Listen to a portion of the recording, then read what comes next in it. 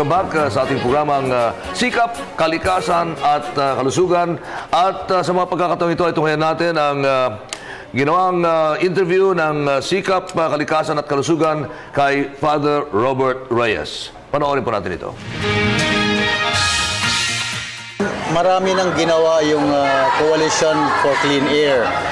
And they've been asking the relevant government agencies to act on the law, because there's a Clean Air Act which mandates government to maintain a certain level of air quality that is not detrimental to public health. No?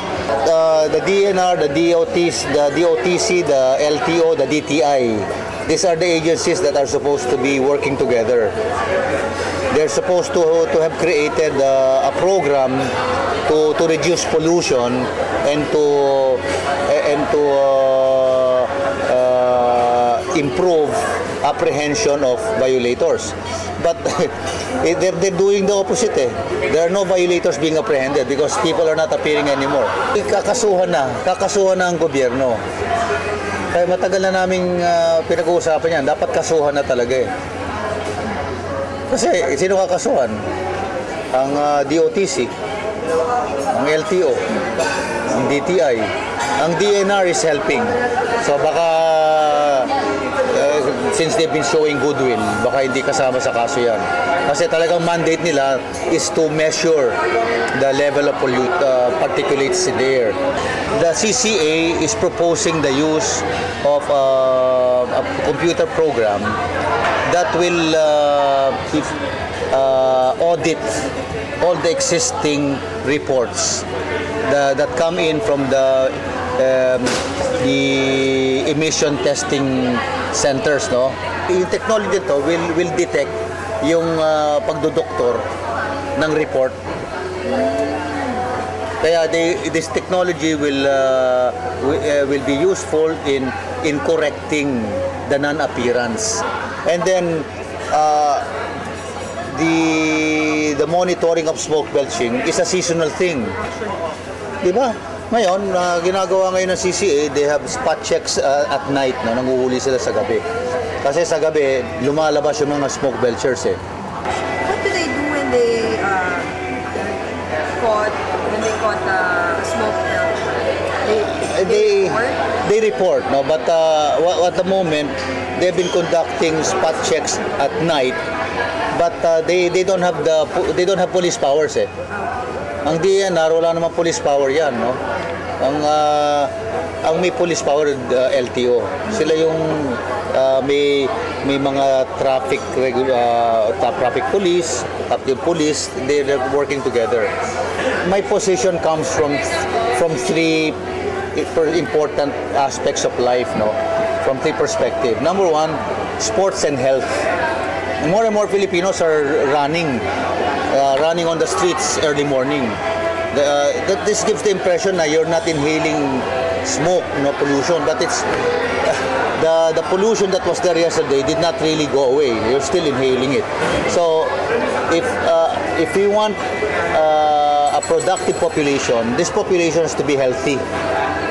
And people are already taking care of their health by going into sports like running, biking, outdoor sports. So the government should do something about this, and we should be grateful that there is a critical level of people who are taking care of their health. But how about the health of the air? So sports requires clean air, and health definitely requires clean air. So healthy people are athletic people, but if the air is unhealthy and dirty, you will have athletic people who are unhealthy. Number two, from the point of view of religion and spirituality, I encourage people to do deep breathing and meditation. And when you're into deep breathing and silent prayer, you don't want to do it in the middle of a polluted street. You want to go to a quiet area which is clean, which has clean air, so that you can do deep breathing exercises. This becomes contemplative prayer. Pero saan sa Manila ang simbahan na hindi marumi ang paligid? Then thirdly, clean air is a right, no? It's a people's right. The people have a right to basic the basic elements of life, no? Clean water, kaya may Clean Water Act, clean air, peace and order, education. So it's a right. But you can see that this right, a lot of people are not aware of this right. People are not complaining. So I want people to complain. Complain to the government because it's the government's duty. If it's a right, the one who guarantees the right is government. So ito yung trabaho ng CCA, to tell people yung mga karapatan natin inyong ipaglaban. Kasi kung hindi, pag walang sisihan, pag nagkasakit tayo para-para, hindi naman tayo nagreklamo eh. So ngayon, parang apparently people are not aware of the level of pollution that is affecting many things in the metropolis. So this is one of the things that the CCA, aside from the legal battle right now, will be pursuing. So this is where I come in. We need a lot of consciousness raising. People should complain. This is part of democracy. And people should uphold and fight for their right to clean air. Ang DNR is helping. So baka since they've been showing goodwill, kasi talagang mandate nila is to measure the level of particulates in the air. And they're the ones supplying us with pollution index. Na talagang, I don't have the technical details, but it's very high. Pollution in Metro Manila is very high, and certain parts of Manila are considered very, very dangerous already. A very high percentage of jeepney drivers already have tuberculosis or lung disease. And yung kinikita mo, hindi sapat para dyan, di ba? Ngayon, yung mga pedestrian, yung sumasakay ng jeep, ng bus, ang dami rin mga pedestrians, mga passengers, na may sakit na rin. Pag nagpatingin, ang lahat nagpatingin ng baga, I think this government will be shocked at how many people already have lung disease, from mild to serious. Kaya nakugulat tayo, ba't marami namamatay sa cancer? Sa sigarilyo? Hindi lang. Pollution. Kasi na hindi ka nagkisigarilyo, there's such a thing as second-hand smoking. How about air pollution? There's no such thing as second-hand air pollution. We're all victims because everybody goes out of his or her house and inhales the air of the metropolis, which is very dirty. Kaya I hope something will happen because this organization, CCA, is doing its best to dialogue with government. Sana yan ang maging legacy ni Pinoy, no? Before he steps down, he really makes sure that the Clean Air Act and the Clean Water Act, na I think ang author niyan si Nereus Acosta, no? And who's a good friend of mine. Sana the law doesn't just become a volume of paper in government shelves. The important thing is that we can improve the situation and save our lungs and save our lives and save our environment. Joe, napanood natin yung kay Father Robert Reyes. Ang dami niyang binabanggit na mga factors kung bakit matindi ang problema natin sa air pollution dito sa Metro Manila. Ano masasabi mo? Kaya nga po ang layunin ng koalisyon ay magkaroon ng convergence ang DTI, DNR, and DOTC, especially the LTO, para po matugunan natin ang problema sa mobile emissions. Speaking of LTO, nabanggit ni Father Robert Reyes, in fairness, kami po ay gumawa ng hakbang para maimbitahan din dito ang mga kinautuhan ng LTO, no? Para masagot yung mga binabanggit ni Father Robert Reyes, pero hindi po kami nagtagumpay na maimbitahan sila at hopefully sa mga susunod na pagkakataon ay makakausap po natin dito live ang mga tiga-LTO. At siyempre, pinag-usapan natin ang solusyon, Joe, ngayong hapon ay pakilala mo nga isa sa ating mga bisita na naka-develop ng isa sa mga solusyon para ma-arrest natin itong problema ng air pollution. Bisita po natin ngayon si Mr. Chris Buerano. Siya po ang Secretary General ng Youth Sector ng Coalition of Clean Air Advocates. Ang magiging topic po natin ay ang mga solusyon sa air pollution. Oh, but I understand, Englishero itong guest natin. Joe, dudugo ang ilong natin dito. Hindi naman problema yan dahil marunong rin mag-Tagalog. Ayan. Chris Buerano, Secretary General for the Youth Sector ng CCAA. Alright. Simulan mo na. Ang unang tanong, sa papel ay pasado sa emission test ang maraming sasakyan. Pero karamihan sa mga ito ay non-appearance during the inspection. Kaugnay niyan ay isang software ang inyong dinevelop. Ano ito? Well, first, I have to tell you this is just a demonstration, so all these images are simulated. But just to give you an idea of what's going on now, when they're inspecting the car, they send in the CEC image and they're inspecting the images, and this is what the inspectors in the LTO see. As you can see, it's lots of images, 8 hours a day, it's just flashing over and over and over. Out of the thousands of cars they test, they can only visually inspect a fraction of them.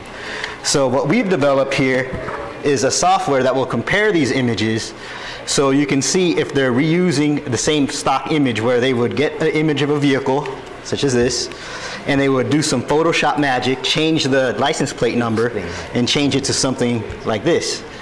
As you can tell, same vehicle, different license plate numbers.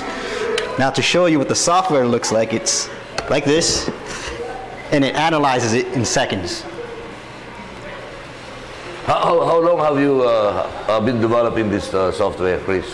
It took a few weeks, actually. It's a very simple algorithm that works. It's very accurate, but it still requires an operator. You know, you can have a very accurate rifle, but if you don't know how to shoot, you won't hit anything. Same thing with this. You need trained personnel to operate it. Have you presented this to the LTO or LTFRB or? Yes, sir. Our organization has presented this to the LTO, the DNR, the DOTC, and so on, yes. In very simple words, I mean, how would you explain how does this software work? Well, basically, everyone's vaguely familiar with facial recognition on their phones. It recognizes shapes and pixels. So basically, it compares images, and what that program will say is these two images are not similar, but these two images are similar. So it's basically, that's how it works. It just compares images. Oh. So what will be the benefits of the LTO if they start using this software? Well, currently the LTO is understaffed in the monitoring department. This software is a force multiplier. It will increase their capability to catch non-appearance tests. How accurate is the software? Well, as I mentioned earlier, the software is inherently very, very accurate. Very accurate, but it all depends on the operator. Once the software generates a report, it's still up to the LTO to act on this report. I still cannot get your explanation, Chris. How does this help in solving air pollution?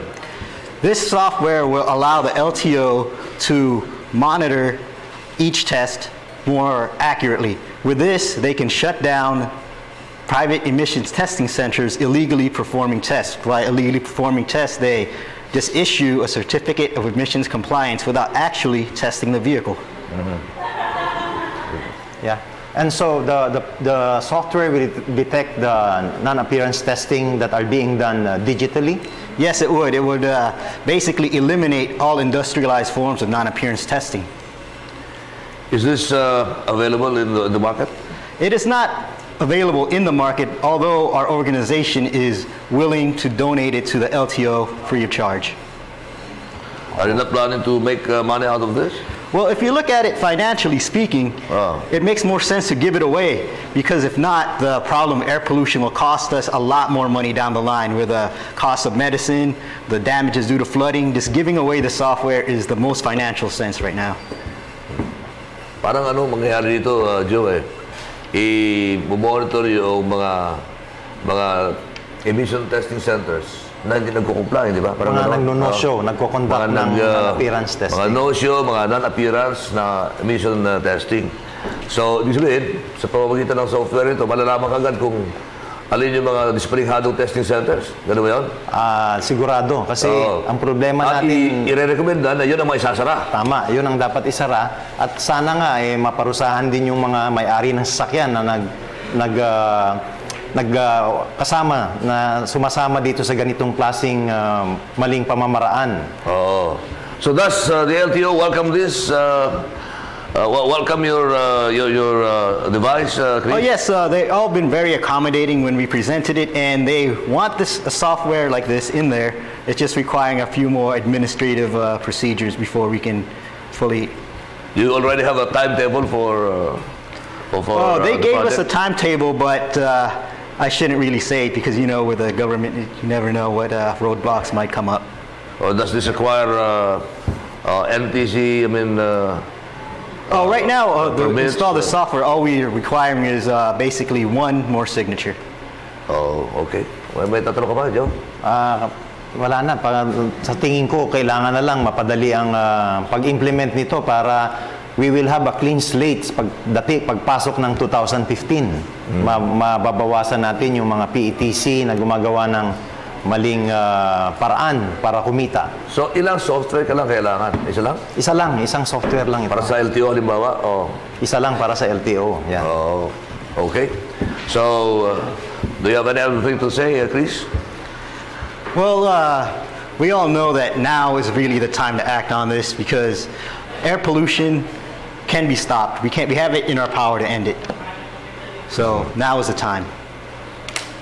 Okay, napakinggan po natin si Chris Burano, ang Secretary General for the Youth Sector ng SICAP, Kalikasan at saka Kalusugan.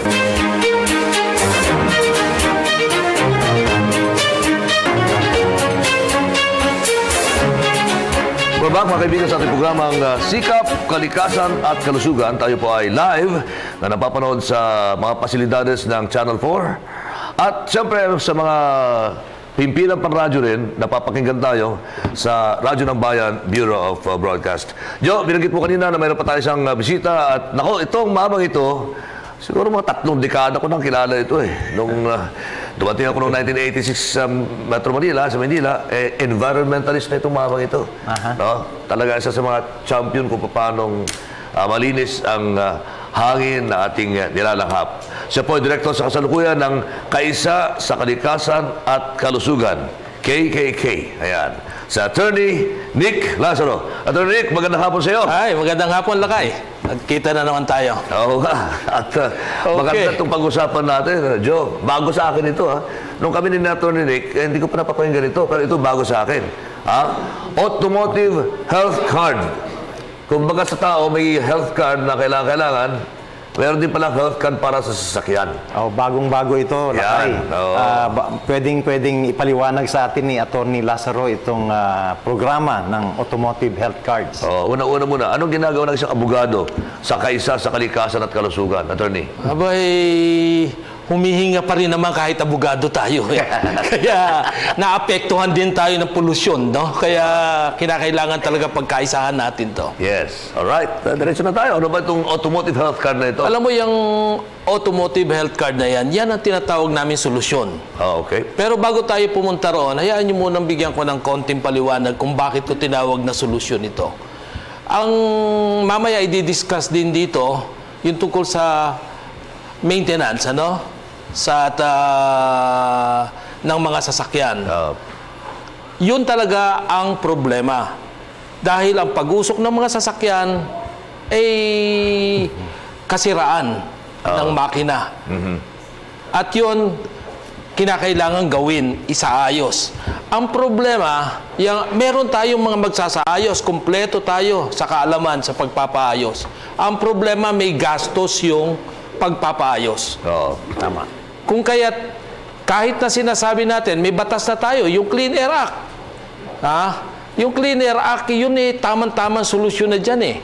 May nakasusog doon na 2 testing rule na tinatawag, yung isang maintenance, preventive maintenance testing at saka registration testing. Kaya patuloy na lumala yung ating polusyon dahil lang in-implement lang yung registration testing. Kaya kita nyo, narinig ko kanina, problema yung mga no-show, yung mga ganon. Why? paano hindi nila, gustuhin man nilang ipagawa, wala silang pera. Kaya ngayon, pupunta na tayo doon sa automotive health card. Pero bago niyan, attorney, meron ba sa batas na penalty para doon sa mga violators ng sinasabi mong two testing? Alam mo kasi, ang nag-implement niyan, gobyerno rin eh. Sino pepenahin mo doon? Pero ang totoo nun, hindi nila sinunod yung nakatadhana sa Clean Air Act. Sa Clean Air Act, ang nararapat may 2 testing rule na tinatawag. May isang preventive maintenance testing. Kasi itong kailangan para maisiguro na ang sasakyan na mi-maintain na ayos para hindi maging mausok. Okay. Ang problema itong hindi nagawa Iniwasan nila ito, nagpunta lang sila doon sa registration testing at saka yung panghuhuli. Pero hindi nila nalalaman pag hinuli nila at bumagsak, saan pa dapat pumunta yun? Dapat sa pagawaan. Dapat yung solusyon. Dapat yun ang solusyon. Pero yung solusyon na yun, may gastos. Yun na nga. Yun ang talagang problema. Kaya itong automotive health card, napag-isipan natin ngayon. Okay. Pumunta na tayo dito sa automotive health card. Itong automotive health card, yan ang ginawa para mag-provide, para magbigay ng ikangay pambayad sa may mga sasakyan. Dahil ang lahat ng mga may sasakyan, hindi naman nila mapapatakbo yan nang hindi sila nagkakarga ng fuel, ng diesel o gasolina. So doon na lang natin ikinakabit. Sa tuwing magpapakarga sila ng gasolina, basta't meron sila nitong tinatawag nating automotive health card. Actually, tinawag din namin yan noon na WCC, yung health card na itong card na ito, pag ginamit mo sa gasolinahan, sa mga participating gasoline station, petroleum companies, ito may katumbas na punto per liter. Sa bawat litro na bibili nyo, merong katumbas, may points na marirecord. At yung bawat isang point na yon ay may halaga. At yung halaga na yon, kapag naipon nyo, palagay namin, sa tansya namin, supisyente para mabayaran nyo yung maintenance ng inyong sasakyan.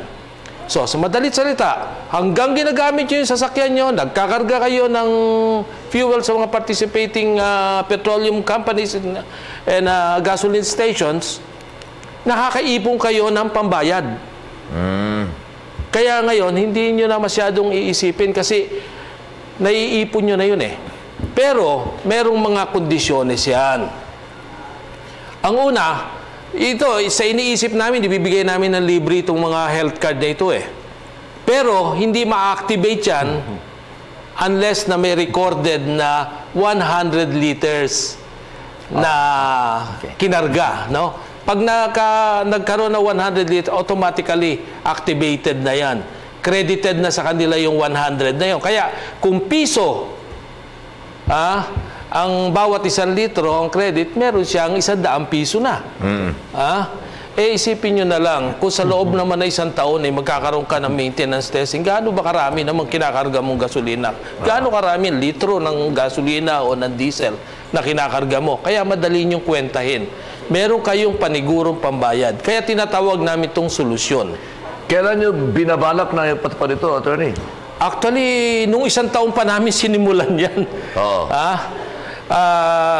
Nakahanda na kami dyan Pero hindi ba mas maganda, ito, isama na ito sa, baka po pwedeng i-amend yung Clean Air Act, isama na itong programa na ito. Abay, kung maaari lang, pero palagay ko, matatagalan tayo kung gagawin natin ganun, palagay ko, mas makakabuti pa. Itong kolisyon ngayon namin, nag-i-spearhead dito at meron ng mga kausap na mga petroleum companies na maaaring makiisa dito sa programang ito. Palagay ko, eventually, lahat makikisama dito pag nakita nila ang practicality nitong project na ito. Maganda po ito dahil walang cash out sa ating mga, lalo na sa ating mga jeepney drivers and bus drivers. Kasi karamihan yung iba nagbibenta pa nung kanilang card bago sila magkaroon. Totoo yun.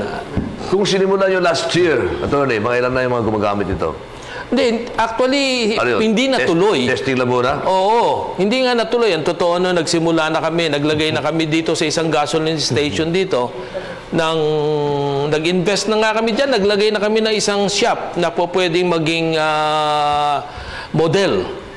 No? Pero medyo nahirapan kami para maipagpatuloy ang proyekto dahil sa hindi namin nakuha ng buong buo ang cooperation ng petroleum company. Na nasabi namin. Pero ngayon, sa ginagawa ng koalisyon ngayon, palagay ko naman mapapaayos na ngayon ang implementasyon yan. Ano maging itsura nito? Parang regular na... Actually, kung tayo meron tinatawag na may credit card, parang credit card, na tuwing kayo magkakarga doon sa mga participating petroleum station, ibibigay nyo yan at i-swipe nila yan.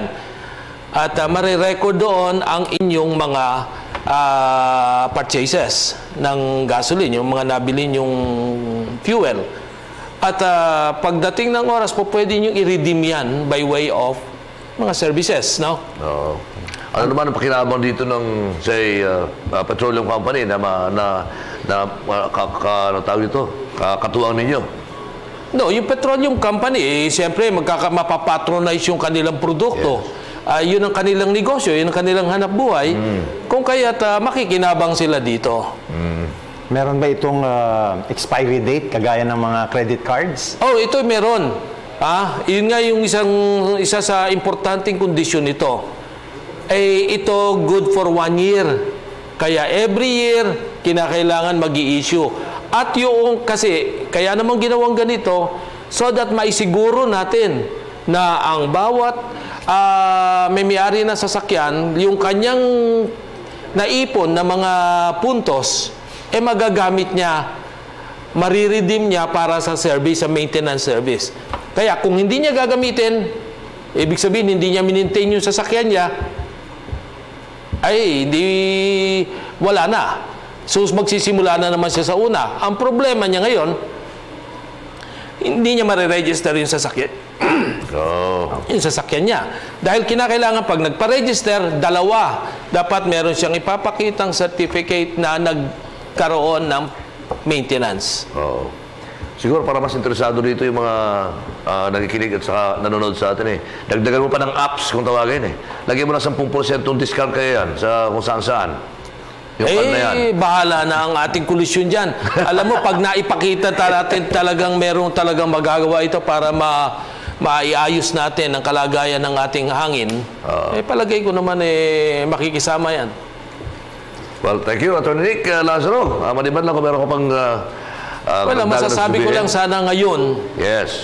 Itong aming koalisyon na ito, nakita ko naman kung sino kasama dito. Yung kagaya nung sinabi mo, 2 dekada na tayong magkakilala lumalaban dito. Yung susunod na magsasalita dito, mas matagal pa dito. Importante, hindi tayo nawawalan ng pag-asa. Ayun na nga, pero sa totoo lang, kamuntik na ako nawala ng pag-asa. Dahil bumitaw na ako nang makita ko lang nasisimula na uli. Okay, sige.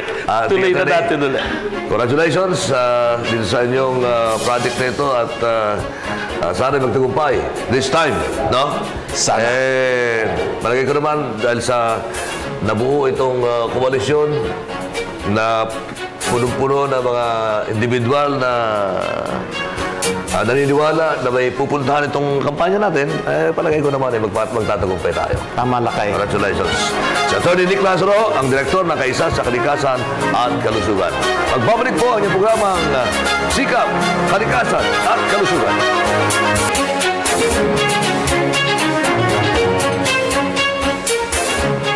Noong nakaradyo, nakausap na natin tumamang ito. At ang tawag natin sa kanya ay talinong mekaniko. No?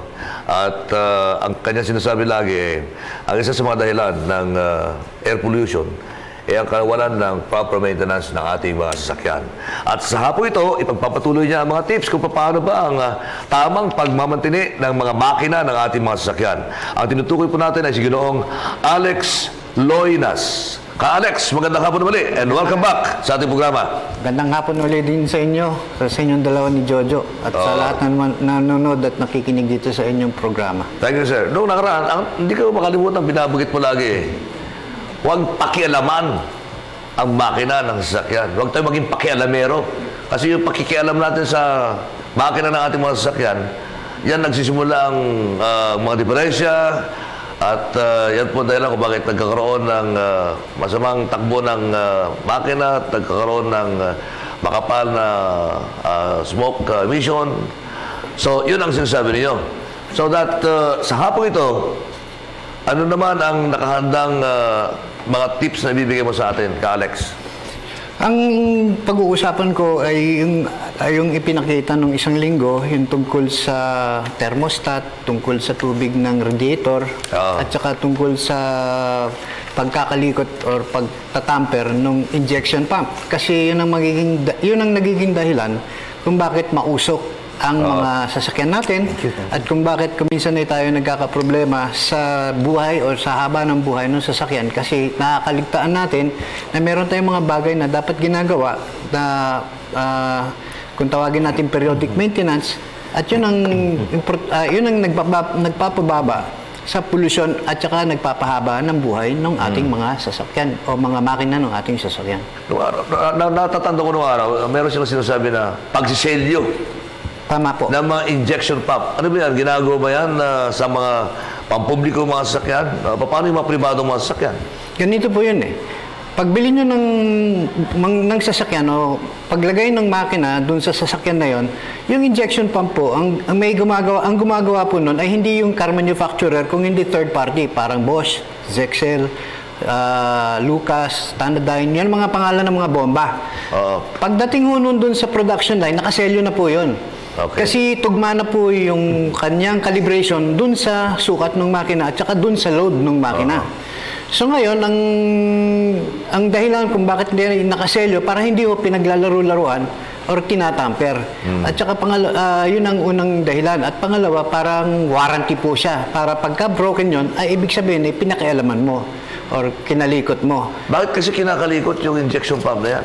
Dahilan po kasi, lalo na dito sa atin, hindi po nakamatch yung gamit ng makina dun sa bigat na hinihila. Unang-una, kagaya tulad po ng bus. Kung makikita po nyo dun sa gilid ng bus, nakalagay 56 passengers. Kasi yung mga karamihan ng mga bus po natin ay flatbed na truck na nilagyan ng kaha or katawan. Ang bigat ho ng flatbed na truck na yun ay 4,000 kilograms. Ngayon, nilagyan nyo ng katawan, di nakabawas dun sa 4,000. Pagkatapos, lagyan nyo ngayon ng 100 na pasahero, ay talagang hindi po ihihila yun. So ngayon, parang magkaroon ng power yon. Pwersa. Pwersa. Ang ginagawa po nun, sinisira po yung selyo ng injection pump pagkatapos nilalargahan po ang bomba. At meron akong ipakikita na kung ano ang epekto dun sa paglarga ng bomba at kalit-lit na pihit lang ng tornilyo. From 1/4 to 1/2, malaki na po ang idadagdag sa pollution at usok. May violation ba yun? Sa totoo lang po, kasi tinatamper ninyo. Kaya dun sa batas, sa Section 21 din ng Clean Air Act, nakalagay dun, use of tamper-resistant fuel management system. Yung tamper-resistant devices for fuel. Yun po yung selyo. So ngayon, karamihan ng mga lumang makina, makikita nyo, palagay ko, siguro 99% ng makikita natin sa daan wala na pong selyo kasi pinaggagalaw-galaw na po yun. Pero kung kayo ay nagpa-calibrate sa mahusay na calibration facility, siguradong nare-remedyo yun. May selyo at inaitatama nila yung calibration ng injection pump dun sa kaha o katawan ng sasakyan na paggagamitan. Halimbawa, Ka-Alex, ngayon, yung mga pampasayero, mga jeep ngayon, ang nakikita natin yun dati-rati, puro mga surplus na mga makina yan, di ba? Tama. Pero ngayon, itong mga jeep na mga bago na rin ang mga makina. Ano ba, naselyado na ba yung injection pump na ngayon at hindi na kinakailangan itamper pa? Lahat po ng injection pump may selyo. Maliban na lang yung mga CRDI kasi mahirap na paglaruan yan kasi computerized. Kaya nagawa yun kasi kung titignan po natin para mas mababa ang pollution, kailangan yung pressure ng bomba kailangan mataas. Kung papakit kung sasabihin natin yung mga lumang injection pump 1,500 PSI yung pressure nung injection pump, itong mga bago hanggang 30,000 PSI ang binibigay nun. Kaya yung lumalabas na krudo, pinong-pino na ho. Hindi kagaya tulad nun dati. Karamihan ng mga mauusok na sasakyan na nahuhuli ng DNR ay mga jeepneys tsaka old buses. Sino ba dapat ang mag-handle ng sealing ng mga injection pumps nito? Bakit hindi ito na-implement for the past 15 years ng Clean Air Act? Palagay ko, ang talagang nag-i-implement or ang gumagawa po nun, yung nagka-calibrate ng injection pump. Ngayon, kadalasan yung mga palagay natin, yung mga makina gano'n, pagka dumating sa panahon na kailangan i-overhaul or kailangan i-testing or pagka nakita nila na medyo mausok na, ang ginagawa po nila ay pinadadala ho sa mga calibration facility. Tulad ho yung kila Attorney Lazaro, yung meron sila yung Malabon Diesel. Yung mga ganun lugar, kasi sila ay mga authorized ng dati Zexel, ngayon Bosch. So yung specification ng injection pump ay tugma dun sa specification na nararapat para dun sa makinang pinaggagamitan. Hanggang ilang beses ba ang calibration dapat ng makina? Kung pausok na ba, i-calibrate na, gano'n ba yan? Ganito po yun eh. Ang diesel, mas mahaba po ang buhay nun kaysa gasolina. Kasi ang pagkasunog ng diesel iba po sa gasolina. Yung apoy nung galing sa paakyat papunta sa cylinder head, yung gasolina paakyat sa taas pababa galing sa papuntang piston. So kung titingnan po natin, yung parang kung tawagin na useful life ng diesel, lalo na ngayon, ay umaabot na siguro sa mga ibang bansa, umaabot na ng 500,000. Isang buhay lang yun.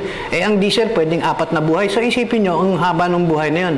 So ngayon, dun sa panahon, kagaya sa ibang bansa, sa Japan, taon-taon, bago sila magparehistro, kagaya ng sinasabi ni attorney, na yung maintenance requirement na inspection, doon pa lang nakikita na nila kung kailangan ayusin yung nozzle tip or kailangan calibration.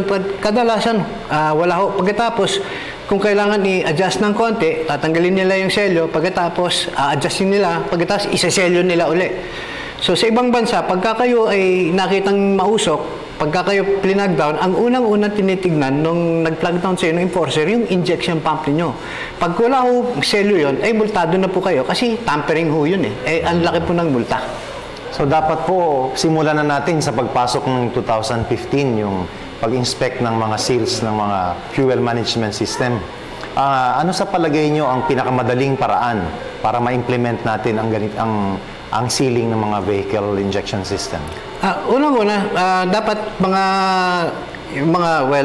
karamihan ng mga jeepney, lalo na yung mga nandyan, dapat yan, pagka bago i-rehistro, pumunta na sila sa maintenance o merong facility o isang pasilidad o isang gawaan na merong qualified na technician sa injection pump.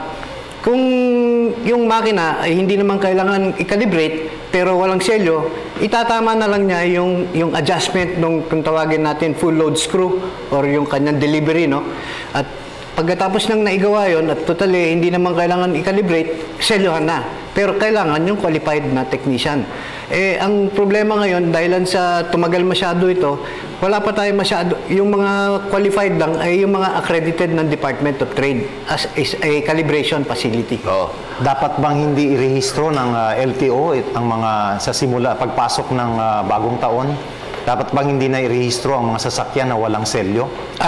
Pagka napatupad na ho yung batas, ay pagpunta pa lang ho sa PETC, hindi na dapat i-testing kasi baksak na po yun kasi tampered na po Okay.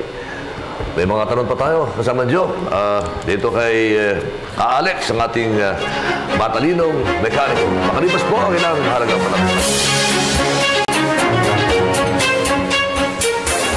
Nagbabalik po ang iyong sikap, kalikasan at kalusugan at ang kakwentuhan po natin ay ang matalinong mekanikong si Ka Alex. Ka Alex, hindi ba sa tingin nyo it's about time na i-ban na ang paggamit natin ng mga surplus na mga makina? Para sa akin po, no? Ako sa totoo lang, kung maayos po ang pagbuo ng makina, kasi ang makina ho, maraming useful life. Kailangan, pagka pinalitan yung piston, kaya yung diesel ang pinapalitan po dyan, ay yung piston at saka liner. Ang buhay ho nun walang pinag-iba sa bago. Kaya nga kuminsan mas mahusay pa. Meron ngayong mga remanufactured, kung tawagin natin remanufactured. Ang kanyang kalidad mas maganda pa kuminsan kaysa original. Kasi nalalagyan nila na mas magandang gamit kasi kuminsan yung mga original, yung mga gamit nila, mga luma na, no? Yung mga teknolohiya. So nailalagay nila yung mga magaganda, lalo na yung mga nozzle tip or yung mga bagay-bagay na ganon. So ako po, kung sa akin po, Basta't na remanufacture ang tawag doon. Ang remanufacturing is babalik mo sa kanyang original design and capacity. Diyan naman mahusay ang Pinoy, di ba? Diyan ka ako mahusay ang Pinoy. Kaya sa ibang bansa, hindi ho ginagawa kasi mahal ho ang labor eh. Kung titignan po natin, parang sa Amerika, yung mga gumagawa ng ganyang klaseng trabaho sa Mexico, sa Japan, hindi nyo pwedeng ipagawa yun kasi mas mahal pa siguro kaysa dun sa makina. Kaya dito sa ating pumupunta, tayo naman ang magaling sa ganyang klaseng trabaho. Oo, kasi tayo man lang nagre-repair ng shock absorber, di ba? Kahit ano, naayos po natin eh. Kahit nagulong na kalbo-kalbo na, nare-recap pa natin para magmukhang bago. Di ba? Oo, pwede ho yun. Gano'n ba katagal dapat ang buhay ng makina? Ay, mahaba ang buhay ng makina. Kung minsan, mayroon ng makina dyan eh. Tumatakbo ng more than 30 years. Basta ang maintenance po, very religious ang palit ng langis. Pagkatapos yung kanyang tubig, yung kanyang radiator, nilalagyan nyo ng gamot. Kung hindi, talagang kakalawangin at uubusin yung laman nun. At kalawang ang lalabas dun sa bibig ng radiator. Hindi kagaya ng mga bagong sasakyan ngayon. Kahit anong luma ng sasakyan, basta't may gamot siya, walang mangyayari po. Yun ang sikreto. Joe. Since ang napansin natin ang karamihan ng nagpo-pollute sa ating mga kalsada kasi visible emissions yung galing sa diesel engine. Pag-usapan naman natin ang proper handling and maintenance ng mga diesel engines para matuto yung ating mga tagapakinig na mayroong mga diesel engines kung paano nila mapapatagal ang buhay nito. Una-una po, siguraduhin po natin na madalas po tayo magpalit ng langis. Meron po siyang either panahon or milyahe. So, makikita po natin sa langis natin na pagka yung parang latak na, siguro na sobrahan na tayo doon sa paggamit. Dapat huwag nating antayin na umabot tayo sa ganung kalagayan. Ilang libong kilometro dapat? Mga diesel hanggang, pagka rito sa may syudad, mga 7,000 kilometers. Pero katarmihan ng mga jeep natin, walang odometer eh. Sa problema, paano nila malalaman? Hindi kagaya ng mga pangkaraniwang sasakyan ng mga galing sa kasa, may odometer. So, yun talaga nakikita kung kailangan palitan. Pagkatapos, ang importante po, yung pressure ng gulong. Kasi pagka yung gulong po natin ay malambot, ayun po ay talagang nakakadagdag sa konsumo. Kasi lumilit po yung diameter at nagkakaroon ng friction yung gulong. At isang bagay po na dapat wag nating kalimutan na yung paglinis ng air cleaner. At alam nyo, libre yun eh. Hangin lang ho yun eh. Kaya pag titignan natin, libre yung hangin sa gulong. Kumisan, binibigyan na natin ng 5 piso o 10 piso yung taga-bomba. Pagkatapos, pwede natin hiramin yung bomba para yung hangin para linisin yung mga air cleaner natin. Kasi pagka hindi naman makahinga yung ating makina, ay talagang kinakapos ng oxygen at yan ang nakakadagdag sa usok. And then yung ating calibration, at yung ating injection pump, pag puno natin gagalawin. Pabayaan po natin yun kasi talagang pinag-aralan ho yan ng matagal pagkatapos ginagamit natin sa hindi tama. So kaya tayo nagkakaroon ng problema sa paglalarga ng bomba. So wag po natin, kasi pwedeng makikita nyo na maliit na pihit lang, 1/4 or 1/2, malaki na po ang usok na ibibigay nun. So dito importante yung sealing para hindi dapat mapakialaman ng mga drivers yung kanilang injection pump. Tama. Alam mo dyan, tutukso tuloy ako tanungin, no? Kay Ka-Alex. May mga nasa merkado ngayon na ilalagay mo sa langis ang contention ng mga inventor, hindi mo na kinakailangan magpalit ng ano yan. Hindi mo na kinakailangan mag-change oil yan. Habang buhay na yan. Hindi po diba? tama. May mga napapakinggan ako gano'n eh. Di ba? Nakakwentro na kayo na gano'n? Hindi po tama. Minsan mo lang ilagay, hindi mo na kinakailangan mag-change oil habang buhay. Hindi po tama yun. Kasi yung lahat ng mga sasakyan may blow-by. Yung blow-by na yun, may dalang unburned fuel. Meron siyang NOx. At ang ginagawa nun, ino-oxidize niya yung langis. So, ibig sabihin nun, yung langis natin, ang nakakatawa doon, ang langis natin, habang tumatagal, lalong kumakapal. Kasi yung soot, dumadami, yung dumi, dumadami. Pagkatapos, kung karamihan natin, mga jeep natin, walang air cleaner, so lahat ng alikabok, nandun lahat. So, dapat hindi po natin ginagawa yun. Kasi yung alikabok, actually, silikasan po yon at parang papel de liha. Kasi ang papel de liha, silikasan. So, uubusin po yung makina natin. Meron ding nag-aalok ng mga fuel additives na pag nilagay mo sa iyong diesel fuel tank, hindi na raw magiging mausok ng iyong sasakyan. Makakatipid pa at gaganda ang andar, you get more power. So, anong advice nyo dito? Isakalin na lang po natin yung injection pump at tiyak, walang usok yan. Kasi yan ang talagang gamot sa mausok na diesel. Kasi ang ginawa natin, nilargahan natin ng bomba, kasi ang kinakarga natin, napakabigat, na hirap yung makina. Kaya napipilitan sila maglarga ng bomba. Kung sakalin po natin yon, walang kausok-usok yon, at hindi na maaaring mag-speeding pa yung mga jeep na hindi dapat tumakbo ng matulin. Ang problema ho ng mga smoke belching na nahuhuli, pagka nahuli po ng DNR, mausok yun. Pag dinala ho sa LTO, gagalawin ho nila yung injection pump. So, pag tinesting ng LTO, wala nang usok na lumalabas, pero halos hindi na tumataas ang revolusyon ng makina. Paano kasama ba yan doon sa sealing system? Tama po. Dapat kasi meron selyo. Kasi ang nangyayari, pagpunta sa LTO, sasakalin po nila. Di pagkatapos ng pag-testing, di pumasa na. Ang paglabas nila, lalargahan nila uli. So, ang nangyayari po, parang naglulukuhan Kaya nga may kasabihan dalawang klaseng luluko. Nanluluko, nagpapaloko. Di ba? So, yun ang nangyayari po ngayon. Kaya kailangan, salyuhan po natin para hindi maaaring pakialaman yun.